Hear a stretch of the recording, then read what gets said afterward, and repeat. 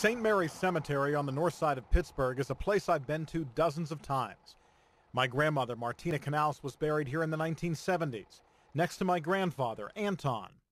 His life was always a mystery to me, just a name carved into granite, and the dates, 1885 to 1940.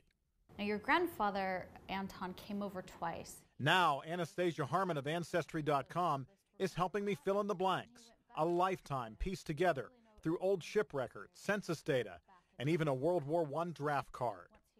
We met at the University of Pittsburgh's Cathedral of Learning in a room dedicated to Austrian heritage, the kind of thing my peasant tenant farmer ancestors would never have experienced in their poor rural village. They worked hard on their land, but they didn't have a lot of opportunity and hope for success.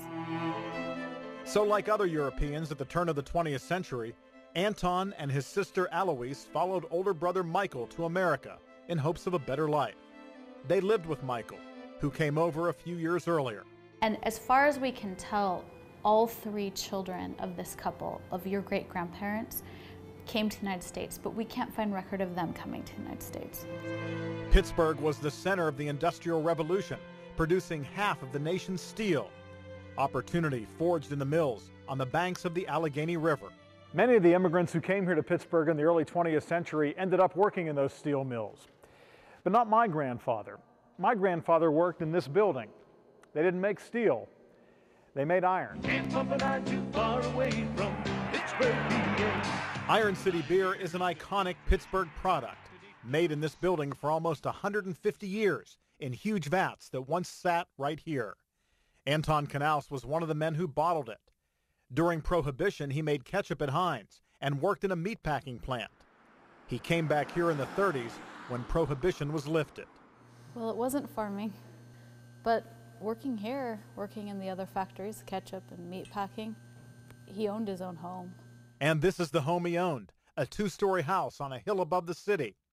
The 1930 census says it was worth $7,000, an extraordinary achievement for a man who had no shot at owning a home or land in his native Austria. They often say that it takes the second generation, your mom's generation or your generation, to kind of achieve that American dream, but he was very successful coming here. Anton and his young family lived on the second floor. His brother-in-law's family rented the first floor. And just as this generation of immigrants gravitated to one another in life, they rest close to each other almost a century later. There's a lot of branches in this family tree. Far more than I ever knew. To finish my story, we have to come back to where we began, St. Mary's Cemetery. Genealogy is not just about the branches above you on a family tree, it's about the ones below, too.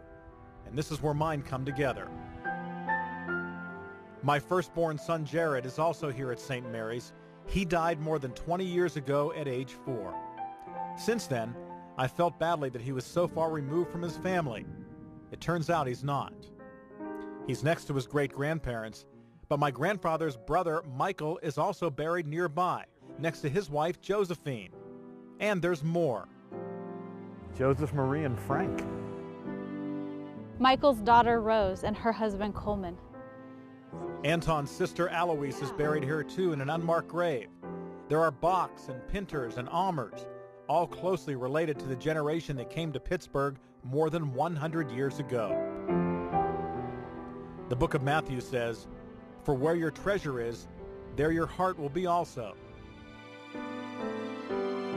And now I know that this part of my heart is surrounded by family.